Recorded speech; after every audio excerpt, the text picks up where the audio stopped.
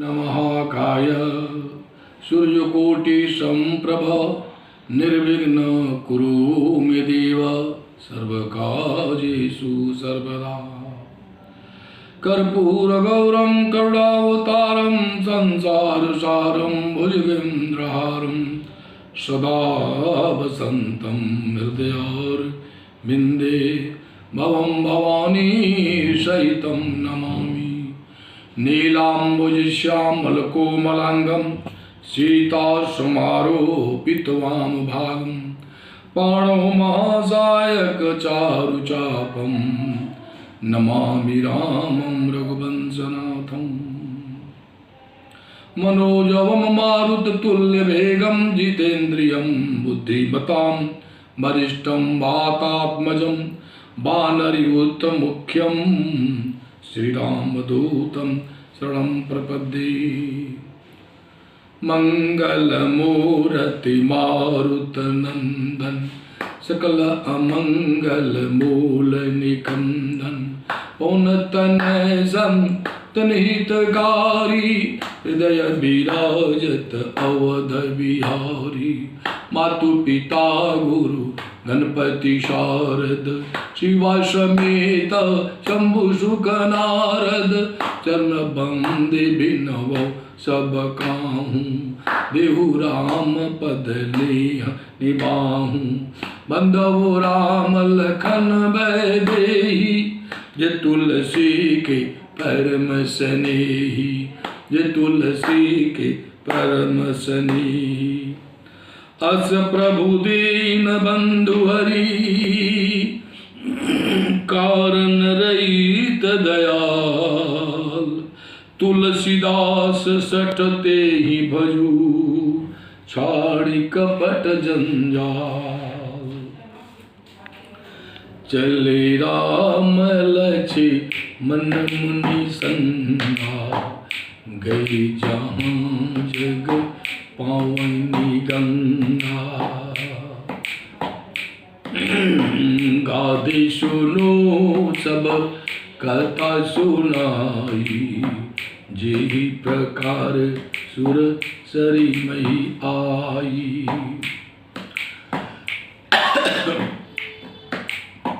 तब प्रभु ऋषि न समेत नहाए विविध दान मई देवन पाई। हर्षि चले मुनि वृंद सहाया बेगी विदेहन गर नियराया। पुर रम्यता राम जब देखी हर्षि अनुज समेत बिसेखी। बापी को पस हरित सरनाना सलिल सुधासम मनि सोपाना। गुंजत मंजू मतरस भृंगा कूजत कल बहु वर्ण विहंगा। वर्ण वरण दिक सेवन जाता त्रिविध समीरेश दासुख दाता। सुमन बाटिका बागवनं विपुल विहंग निवास। फूलत फलत सुफलवत शोभत पुर चंपास। भगवान श्री राम लक्ष्मण भैया के साथ गुरु विश्वामित्र ऋषि के साथ जो है विदेह नगर में प्रवेश कर रहे हैं। उसका ये मार्मिक प्रसंग मानस में गोस्वामी तुलसीदास जी महाराज ने चले राम लक्ष्मण मुनि संगा गए जहाँ जग पावनी गंगा। गंगा माता का दर्शन होता है। गाधी सुनो सब कथा सुनाई यही प्रकार सुर सर मई आई। विश्वामित्र ऋषि जिस तरह से गंगा माँ का अवतरण हुआ इस धरातल पर सारा वर्णन बताया, और तब भगवान श्री राम ऋषि के समूह के साथ गंगा स्नान किए और विविध प्रकार के दान जो ब्राह्मण देवता लोग वहां थे उनको दिया गया। हर्षि चले मुनि वृंद सहाया, बेगी विदेह नगर नियराया। प्रसन्नता के साथ मुनि लोगों का वृंद झुंड था, चलते हैं और जब चलते हैं तो थोड़ी देर में राजा विदेह का नगर जनकपुर नियर आया। अब जनकपुर की सुंदरता इतनी बढ़िया है कि पूर्व रम्यता राम जब देखी, हर से अनुज समेत विसेखी। जनकपुर की सुंदरता जब भगवान श्री राम ने देखा तो भाई लखनलाल के साथ प्रसन्न हो गए। बापी कोप सरित सरनाना, सलिल सुधा सम मनीषु पाना। गुंजत मंजु मत रस भृंगा, पूजत कल बहु बरन वियंगा। बरन बरन बिक से बन जाता, अत्रिविध समीर सदा सुखदाता। सुमन वाटिका बाग बन, विपुल विहंग निवास। फूलत फलत सुपल्वत, शोहत पुर चहुपास। सुंदर सुंदर वाटिका, फूलों की वाटिका है, बाग है, विभिन्न प्रकार के पक्षियों का निवास है और विभिन्न प्रकार के फूल, सुंदर सुंदर फूल जो फल लिए हुए वृक्ष हैं उस नगर के चारों ओर सुशोभित हो रहे हैं। बनैन बरनत नगर निकाई, जहां जाई मन ताई लुभाई। जनकपुर धाम की सुंदरता का वर्णन करने ही नहीं बनता है।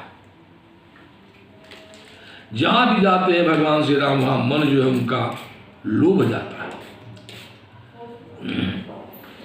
अति अनूप जहां जनक निवासो, अबित कहीं बेदुद बिलो की बिलासु।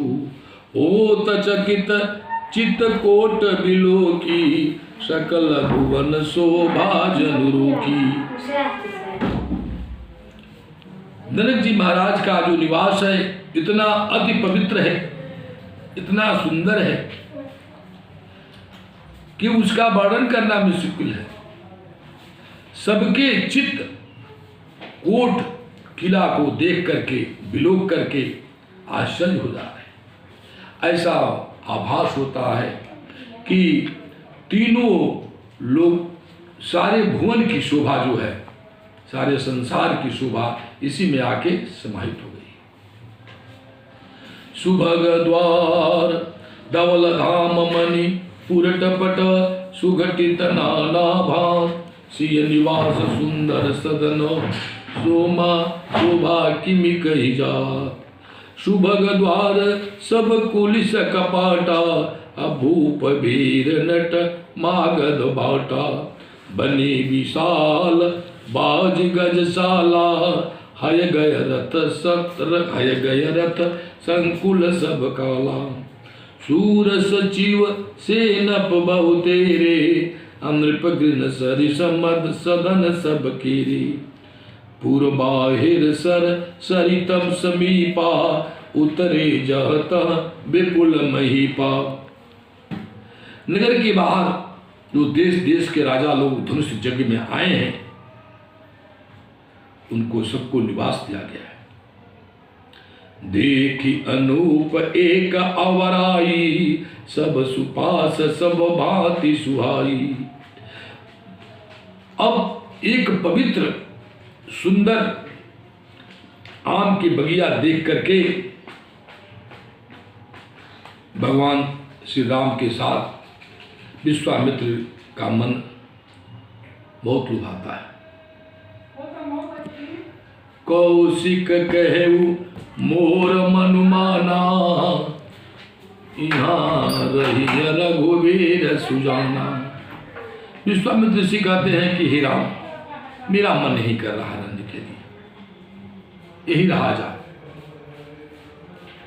भले ही नाथ कहीं कृपा निकेता, उतरे ता मुनि वृंद समेता। भगवान श्री राम ने कहा बहुत अच्छा। और विश्वामित्र ऋषि जो है मुनियों के झुंड के साथ वहां ठहरे। अब तब तक ये समाचार जनकपुर में पहुंचता है राजा जनक के। विश्वामित्र महामुनि आए, समाचार मिथिलापति पाए। जनक जी महाराज को यह समाचार मिलता है कि विश्वामित्र ऋषि जो महामुनि है वो पधारे। संग सचिव सुचि भूरि भट, वो सुर भर गुर ज्ञात। चले मिलन मुनि नाय कहीं, मुदित राहु यही भांत। साथ में मंत्री,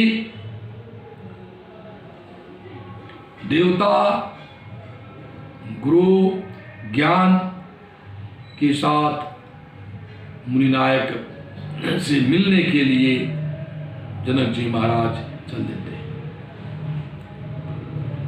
किन्न प्रणाम चरण धरि माथा, अदिन्नि असीस मुदित मुनिनाथा।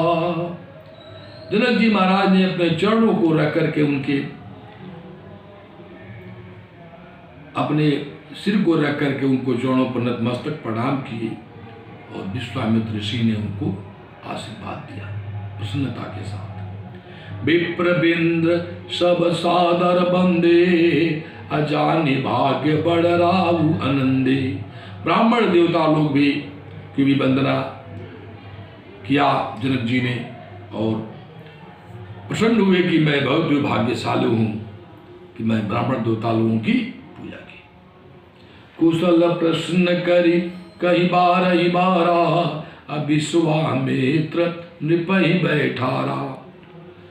राजा जनक जी और विश्वामित्र ऋषि आपस में मंगल प्रश्न कर करके बैठते हैं।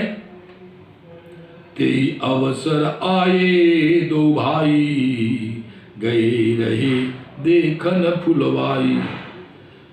अब यहाँ ये बैठ रहे, वार्ता हो रही है। इतने देर में भगवान श्री राम और भैया लखन वहां पहुंच रहे हैं। उस समय ये लोग फुलवारी देखने के लिए गए। श्याम गौर मृदु बयस किशोरा, आलोचन सुखद विश्वचित चोरा। श्याम और गौर, मृदु और किशोर, आंखों को सुख देने वाले और विश्व के चित्त चोर, विश्व के चित्त को चुराने वाले। भगवान का नाम एक चित्त चोर भी है, किसी के चित्त को चुरा लेते हैं। उठे सकल जब रघुपति आए, विश्वामित्र निकट बैठाए। भगवान श्री राम जब पधारते हैं तो विश्वामित्र ऋषि अपने निकट बैठाते। भय सब सुखी देखी दो भ्राता, अबारि विलोचन पुलकित गाता। मूरति मधुर मनोहर देखी, अभयउ विदेहु विदेहु विसेखी। दोनों भाइयों को देख करके लोग सुखी हो जाते हैं, आंखों में प्रेम का आंसू हो जाता है, शरीर पुलकित हो जाता है। मधुर और मनोहर, मन को हारने वाली मूर्ति देख करके राजा जनक जी जो विदेह हैं वो विदेह हो गए। प्रेम मगन मनु जान नृपु, करि विवेक धरि धीर। बोले मुनि पद नाई सिरु, गद गद गिरा गंभीर। अति प्रसन्न प्रेम में मगन होकर के राजा जनक जी धैर्य रख करके मुनि के चरणों को पुनः प्रणाम करते हैं और गदगद प्रसन्न होकर के बोलते हैं, कहूँ नाथ सुंदर दो बालक, मुनि कुल तिलक के नृप कुल पालक। कहते हैं जनक जी महाराज कि हे प्रभु, ये जो दोनों बालक हैं ये मुनिकुल तिलक, ये किसी ऋषि कुल के तिलक हैं कि नृप कुल पालक, कि किसी राजा के कुल के हैं पालक। ब्रह्म जो निगम नेति कही गावा, आ उभय भेष धरि की सोई आवा। या ब्रह्म जिसको वेद नेति नेति कहता है कि ब्रह्म ऐसे हैं, फिर लिखता है ब्रह्म ऐसे हैं, क्या वही तो नहीं दो भेष धर करके चलाया। सहज विराग रूप मन मोरा, थकित होत जिमि चंद चकोरा। कह रहे जनक जी महाराज कि मेरा मन जो वैराग्य रूप से, मैं वैरागी हूं, मैं किसी से प्रभावित नहीं होता, लेकिन मेरा मन ऐसे थकित हो रहा है जिस तरह से चंद्रमा को, चंद्र को देख करके चकोर का मन हो जाता है। ताते प्रभु पूछऊ सती भाऊ, कहूँ नाथ जनि करहूँ दुराऊ। कहते राजा की हे प्रभु, इसलिए मैं आपसे सत्य पूछता हूं, आप बतलाइए, इसमें कोई दुराव मत करिएगा। इनहि बिलोकति अति अनुरागा, अबर बस ब्रह्म सुख ही मन त्यागा। इनको देख करके मन में अति प्रेम आ जाता है।